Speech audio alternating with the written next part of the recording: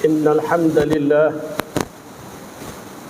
نحمده ونستعينه ونستهديه ونستغفره ونعوذ بالله من شرور أنفسنا ومن سيئات أعمالنا من يهد الله فلا مضل له ومن يضلل فلن تجد له وليا مرشدا ونشهد أن لا إله إلا الله وحده لا شريك له ونشهد أن محمدا عبده ورسوله اللهم صل وسلم على حبيبنا وشفيعنا وذخرنا ومولانا محمد بن عبد الله وعلى آله وأصحابه ومن اقتدى بتعاليمه واستنى بسنته إلى يوم الدين أما بعد فيا عباد الله أوصيكم ونفسي بتقوى الله وطاعته وتزودوا فإن خير الزاد التقوى قال الله تعالى واعتصموا بحبل الله جميعا ولا تفرقوا واذكروا نعمة الله عليكم إذ كنتم أعداء فألف بين قلوبكم فأصبحتم بنعمته إخوانا وكنتم على شفا حفرة من النار فأنقذكم منها كذلك يبين الله لكم آياته لعلكم تهتدون. Maksudnya, dan hendaklah kamu sekalian berpegang teguh dengan tali Allah, dan jangan sekali-kali kamu berpecah belah dan bercerai-berai. Dan kenangkanlah nikmat Allah kepada kamu ketika dahulunya kamu semasa jahiliah bermusuh-musuhan di antara satu sama lain. Lalu Allah lembutkan di antara hati kamu sehingga kamu menjadi bersaudara dengan nikmat Islam itu. Dan kamu dahulunya berada di jurang tepi neraka Jahannam kerana kekufuran kamu, lalu Allah menyelamatkan kamu daripadanya. Demikianlah Allah menjelaskan kepada kamu ayat-ayat keterangannya supaya kamu mendapat hidayah petunjuk. Sidang jemaat yang dihormati lagi dikasihi sekalian, hari ini hari Jumaat yang disebut oleh Rasulullah sallallahu alaihi wasallam sebagai hari yang paling baik, Sayyidul Ayyam Yaumul Jum'ah. Penghulu kepada segala hari ialah hari Jumaat. Khairu yaumin tala'at alaihi syamsu yaumul Jum'ah. Fihi khuliqa Adam wa fihi udkhilal jannah wa fihi ukhrija minha wa la taqumus sa'ah illa fi yaumil Jum'ah. Hari yang paling baik yang terbit matahari padanya ialah hari Jumaat. Allah mencipta Nabi Adam pada hari Jumaat. Nabi Adam dimasukkan ke dalam syurga pada hari Jumaat. Nabi Adam dikeluarkan daripada syurga juga hari Jumaat. Dan tidak akan berlakunya kiamat melainkan pada hari Jumaat.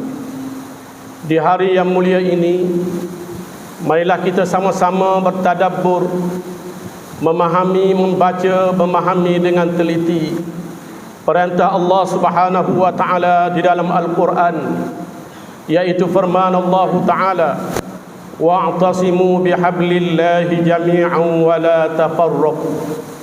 Dan hendaklah kamu semua berpegang teguh dengan tali Allah, jangan sekali-kali kamu berpecah belah.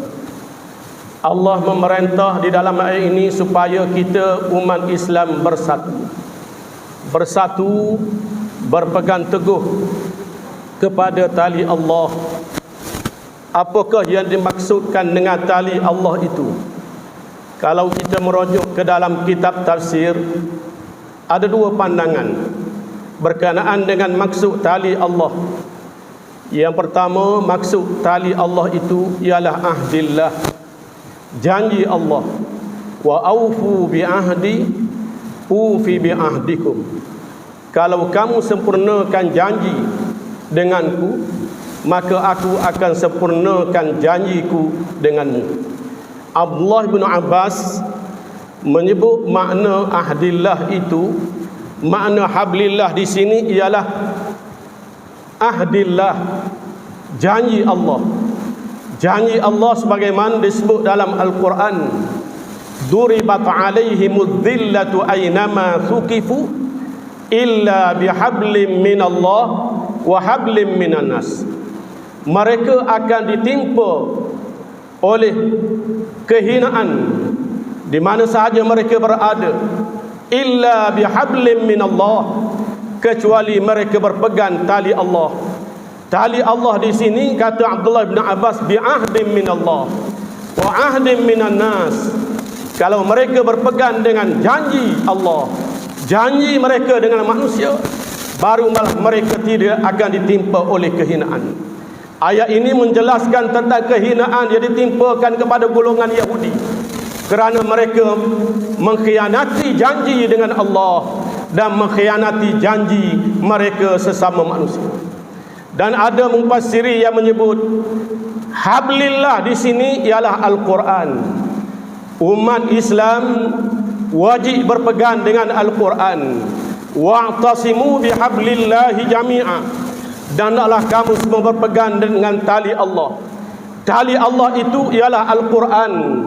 Sebagaimana hadis yang diriwayatkan daripada Sina Ali karramallahu wajhah. Sina Ali menyatakan Rasulullah SAW telah bersabda, ala innaha satakunu fitnah. Qultu mal makhraju minha ya Rasulullah? Faqala Rasulullah sallallahu alaihi wasallam, kitabullah fihi naba'u ma qablakum wa khabaru ma ba'dakum wa hukmu ma bainakum huwal faslu laysa bil hazli man tarakahu min jabbarin qasamahu Allah wa man ibtaghal huda fi ghairihi adallahu Allah wa huwa hablullahil matin wadh-dhikrul hakim was-siratul mustaqim. Sayyidina Ali menyatakan, Rasulullah menyatakan, ingat, berhati-hati, awas, satakunu fitnah, akan berlaku fitnah yang besar di atas muka bumi ini. Qultul mal makhraju minha ya Rasulullah. Lalu kata Sayyidina Ali, aku bertanya, apakah jalan keluar daripada fitnah yang berlaku itu ya Rasulullah? Lalu Rasulullah telah bersabda, kitabullah, naklah kamu berpegang dengan kitab Allah.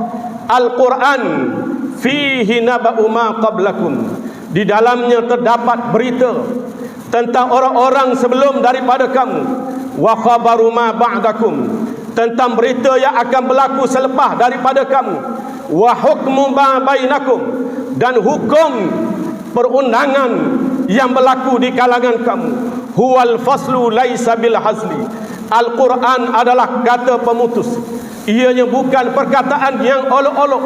Man tarakahu min jabbarin qasamahullah, sesiapa yang merasa dirinya besar, takabur, meninggalkan ajaran Al-Quran, dia akan dihina oleh Allah, akan dibinasakan oleh Allah Subhanahu wa ta'ala.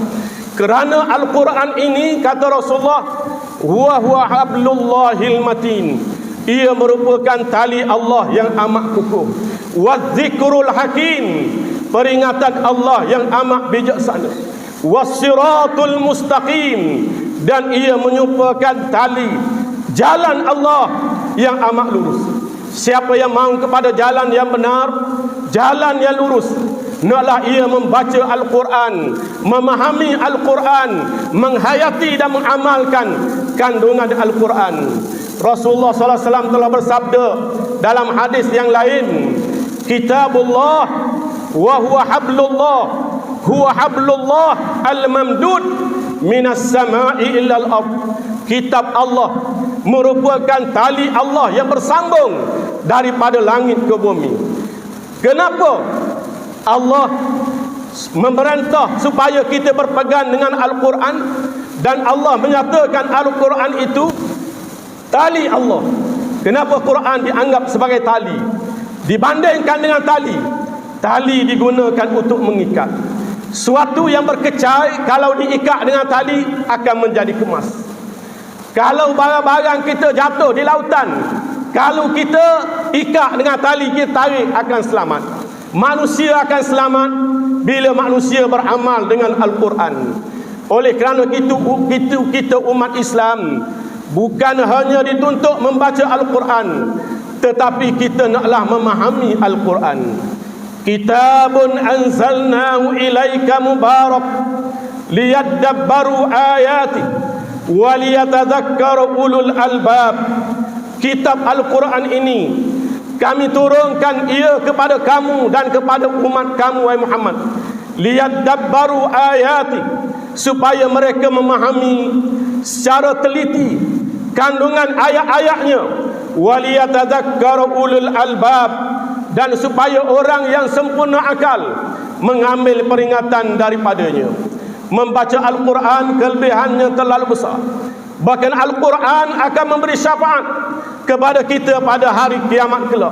Sabda Rasulullah sallallahu alaihi wasallam, "Iqra'ul Quran fa innahu ya'ti yaumal qiyamati syafi'an li ashabihi." Bacalah Al-Quran, kerana Al-Quran akan datang pada hari kiamat memberi syafaat kepada orang yang membacanya. Dan sabda Rasulullah sallallahu alaihi wasallam, "Man qara'a harfan min kitabillah falahu bihi hasanah wal hasanatu bi asyri amsalha la aqulu alif lam mim harfun walakin alifun harfun wa lamum harfun wa mimun harfun." Sesiapa yang membaca satu huruf daripada kitab Allah, dia telah mendapat satu hasanah, satu kebajikan, dan satu hasanah itu akan dibalas dengan 10 kebajikan. Dan Rasulullah menyatakan alif lam mim itu bukannya satu huruf, tetapi alif dikira satu huruf, lam dikira satu huruf, mim dikira satu huruf. Sesiapa yang membaca alif lam mim, dia telah membaca 3 huruf dan dia telah mendapat 30 kebajikan. Sidang Jumaat yang dihormati lagi dikasih sekalian, Allah memerintah supaya kita berpegang dengan Al-Quran. Wa'tasimu bihablillahi jami'an wa la tafarraqu. Dan Allah melarang kita daripada berpecah belah. Orang Islam naklah bersatu. Orang Islam dilarang daripada berpecah belah sesama sendiri. Kalau kita berpecah belah, kita akan lemah. Wala tanaza'u fatafshalu wa tadhhabu rihukum. Jangan kamu bertelingkah. Kalau kamu bertelingkah, kamu akan lemah. Wa tadhhabu rihukum, kekuatan kamu akan hilang. Apa yang berlaku kepada umat Islam di seluruh dunia hari ini adalah akibat umat Islam berpecah sesama sendiri. Umat Islam hilang kekuatan, maka musuh Islam sanggup melakukan tindakan yang tidak tergamak dilakukan oleh binatang buas pun dilakukan oleh golongan Yahudi kepada umat Islam di Palestin. Sebabnya ialah kerana kita berpecah, kerana kita lemah. Lihat pendirian negara-negara Arab terhadap situasi yang berlaku di Palestin hari ini. Mereka berpecah, mereka tidak bersatu. Inilah yang dinyatakan oleh Rasulullah sallallahu alaihi wasallam, yushiku an tatada'a alaikumul umam, yushiku an tatada'a alaikumul umam kama tatada'al akalatu ila qas'atiha. Akan tiba masanya kamu umat Islam akan dikerumuni oleh musuh seperti orang-orang lapar mengerumuni makanan. Rasulullah menyatakan musuh akan terkekal pada umat Islam, kerumun umat Islam sebagaimana kanak-kanak yang lapar mengerumuni makanan. Orang lapar terkekal pada makanan, itu yang berlaku. Lalu sahabat bertanya kepada Rasulullah, "Wa min qillatin nahnu yawma idzin ya Rasulullah?" Adakah kerana bilangan kami sedikit pada waktu itu ya Rasulullah? Lalu Rasulullah bersabda, "Bal antum katsir, walakinnakum wusaun ka wusa'is sayl. Bahkan bilangan kamu pada waktu itu ramai. Jumlah umat Islam bukan setakat ramai, terlalu ramai, tetapi tidak ada kekuatan. Hanya laksana buih-buih di lautan. Tuan-tuan, buih-buih di lautan walaupun banyak, tidak mempunyai walaupun sedikit daripada kekuatan. Tak ada kekuatan. Kalau dirempuh, dia akan berkecai. Itulah yang berlaku. Dan Rasulullah menyatakan, wala yanzi'anna Allahu min qulubi a'da'ikumul mahabata minkum wala yakzifanna fi qulubikumul wah. Bahkan Allah akan mencabut perasaan geru musuh di dalam hati mereka. Musuh tidak akan gerung kepada kamu. Tidak sebagaimana generasi sahabat Rasulullah, generasi tabi'in, generasi tabi'in disebut dalam hadis Nabi, nusirtu birra'bi masirata syahrin. Diberi pertolongan kepada aku bila nak berlaku pertembungan dengan orang Islam, musuh akan merasa gerung. Ketika kumpulan Islam berada sebulan perjalanan, jauh sebulan tu musuh gerung dah. Tapi Allah Ta'ala akan cabut, musuh tak gerung lagi. Bahkan Allah akan campurkan dalam hati kamu, kata Rasulullah, penyakit wahan.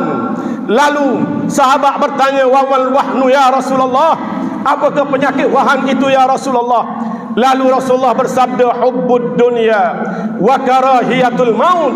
Penyakit kasih kepada dunia, benci kepada mati. Inilah sikap yang sedang menyelubungi umat Islam hari ini. Kita lihat bagaimana saudara-saudara kita di Gaza dibunuh, tetapi saudara-saudara kita di Arab Saudi boleh berpesta, menyanyi dan menari, tidak merasa sedikit pun penderitaan yang dialami oleh saudara-saudara kita di Palestin. Sedangkan Allah berfirman dalam Quran, innamal mu'minuna ikhwah. Orang mukmin itu adalah bersaudara. Dan Rasulullah telah bersabda, al-muslim akhul muslim, la yazlimu wa la yuslimu. Man kana fi hajati akhihi kana Allahu fi hajati. Rasulullah menyatakan orang muslim itu adalah adik-beradik kepada orang muslim yang lain. La yazlimu, kita tidak boleh menzalimi orang Islam yang lain. Wala yuslimu, dan kita tidak boleh membiarkan saudara kita Islam dizalimi. Bukan saja kita tak boleh menzalimi, bahkan kita tidak boleh biarkan saudara-saudara Muslim kita dizalimi. Allah berfirman dalam Quran, ya ibadi inni haramtu zulma ala nafsi wa ja'altuhu bainakum muharrama. Wahai hamba-hambaku, aku mengharamkan kezaliman ke atas diriku. Walaupun Allah mempunyai kuasa mutlak, semua yang ada di dunia ini adalah makhluk Allah, ciptaan Allah. Allah bebas melakukan apa yang Allah nak. Tetapi walaupun begitu, Allah berfirman dalam hadis kursi, inni haramtu zulma ala nafsi.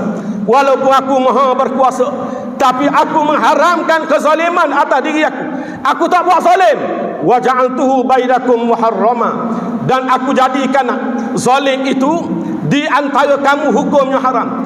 Kamu tak boleh menzalimi sesiapa. Kamu orang Islam tak boleh menzalimi saudara kamu yang Muslim, dan tak boleh biarkan saudara kamu yang Muslim dizalimi. Fala tazalamu, oleh kerana itu jangan kamu saling zalim menzalimi di antara satu sama lain. Kamu ada kuasa pun jangan buat zalim. Jangan buat zalim pada orang lain. Sebab itulah kita mesti menentang sebarang kezaliman yang berlaku, sama ada kepada kita sama orang Islam. Begitu juga kepada orang bukan Islam pun, kita tidak boleh melakukan kezaliman kepada mereka. Bahkan kepada binatang haiwan sekalipun, kita tidak boleh lakukan kezaliman kepada haiwan-haiwan ciptaan Allah. Bahkan disebut dalam hadis Nabi, seorang yang kurung seekor kucing, tidak diberi makan, kucing tu mati, Nabi sebut orang ni masuk neraka. Kalaulah membiarkan kucing dikurung, tak bagi makanan, kucing tu mati, masuk neraka. Cuba bayangkan bagaimana kita kalau kita melakukan kezaliman sesama manusia.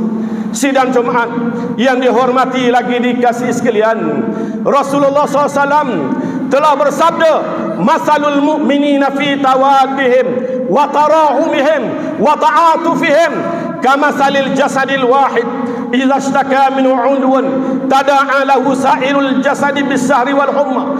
Rasulullah membandingkan hubungan baik, persaudaraan, kasih sayang sesama mukmin laksana satu jasad, suatu tubuh. Bila salah satu anggota tubuh merasai sakit, maka semua tubuh yang lain juga merasai sakit.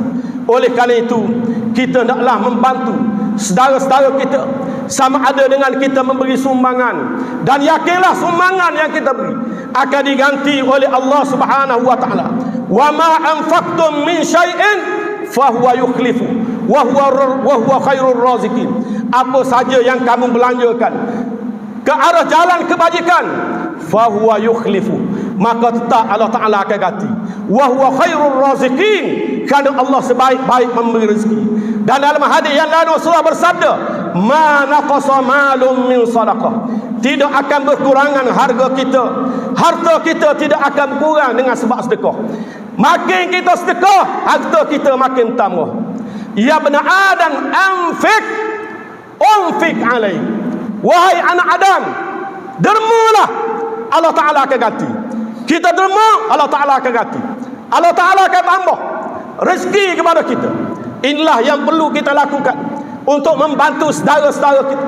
Di samping kita berdoa kepada Allah Subhanahu wa taala supaya Allah memberi pertolongan dan kemenangan kepada saudara-saudara kita yang terzalimi. Disebut dalam hadis Nabi sallallahu alaihi wasallam, ad-du'a'u silahul mu'min wa imaduddin wa nurus samawati wal ard. Doa itu adalah senjata bagi orang mukmin, dan doa itu adalah tiang agama, dan doa itu menerangi di antara langit dan bumi. Allah berfirman dalam Al-Quran, wa qala rabbukum ud'uni astajib lakum, wa qala rabbukum ud'uni astajib lakum. Dan Tuhan kamu telah berfirman, ud'uni, memohonlah kepadaku, berdoalah kepadaku, astajib lakum, nascaya aku akan perkenankan doa kamu. Wa idza sa'alaka ibadi anni fa inni qarib ujibu da'watad da'i idza da'an.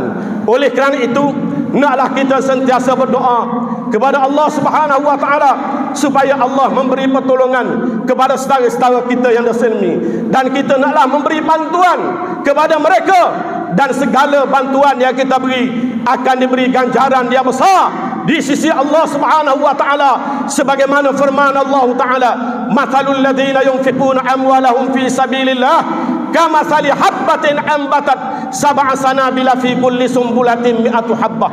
Allah menyebut dalam Quran, sedekah yang kita beri satu RM1, Allah Ta'ala akan ganda RM700. 700 kali ganda. Wallahu yudha'ifu liman yasha'. Maka Allah akan beri dengan kurniaan yang lebih baik daripada itu, lebih besar daripada itu, bagi siapa yang dikehendaki oleh Allah Subhanahu wa taala. Barakallahu li wa lakum fil Qur'anil azim, wa nafa'ani bi iyyakum wa iyyakum bima fihi min aqulu qawli hadza wa astaghfirullahal azim li wa lakum wa li sa'iril muslimina wal muslimat fastaghfiruhu innahu huwal ghafurur rahim.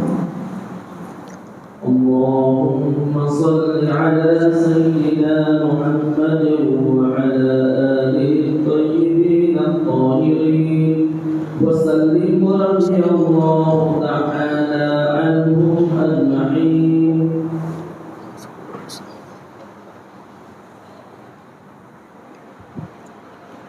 الحمد لله حمدا كثيرا كما أمر، وأشهد أن لا إله إلا الله وحده لا شريك له إقرارا بربوبيته وإرغاما لمن جحد به وكفر، وأشهد أن سيدنا محمدا عبده ورسوله سيد الجن والبشر.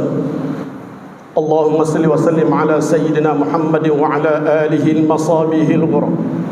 أما بعد، فيا أيها الناس اتقوا الله فيما أمر وانتهوا عما نهى عنه وحذر، واعلموا أن الله أمركم بأمر بدأ فيه بنفسه وثنى بملائكة كرسي، فقال تعالى: ولم يزل قائلا عليما: إن الله وملائكته يصلون على النبي يا أيها الذين آمنوا صلوا عليه وسلموا تسليما. اللهم صل وسلم على سيدنا محمد وعلى آل سيدنا محمد كما صليت على سيدنا إبراهيم وعلى آل سيدنا إبراهيم، وبارك على سيدنا محمد وعلى آل سيدنا محمد كما باركت على سيدنا إبراهيم وعلى آل سيدنا إبراهيم في العالمين إنك حميد مجيد. اللهم اغفر للمسلمين والمسلمات والمؤمنين والمؤمنات الأحياء منهم والأموات، وألف بين قلوبهم وأصلح ذات بينهم، وانصرهم على عدوك وعدوهم. اللهم وفق ولاة المسلمين وأئمتهم لما تحب وترضاه يا رب العالمين. اللهم إنا نجعلك في نحور أعدائنا ونعوذ بك من شرورهم. اللهم رد كيدهم على نحورهم. اللهم فرق جمعهم وشتت كلمتهم وزلزل أقدامهم وسلط عليهم كلبا من كلابك يا قهار يا جبار يا منتقم يا الله يا الله يا الله. اللهم يا منزل الكتاب ويا مجري السحاب ويا هازم الأحزاب اهزمهم وانصرنا عليهم. اللهم عليك بمن ظلمنا، اللهم عليك بمن هتك حرمتنا، اللهم احصهم عددا واقتلهم بددا ولا تغادر منهم أحدا. ربنا هب لنا من أزواجنا وذرياتنا قرة أعين واجعلنا للمتقين إماما. عباد الله، إن الله يأمر بالعدل والإحسان وإيتاء ذي القربى وينهى عن الفحشاء والمنكر والبغي يعظكم لعلكم تذكرون. فاذكروا الله العظيم يذكركم واسألوه من فضله يؤتكم ولذكر الله أكبر والله يعلم ما تصنعون. وأقيموا الصلاة.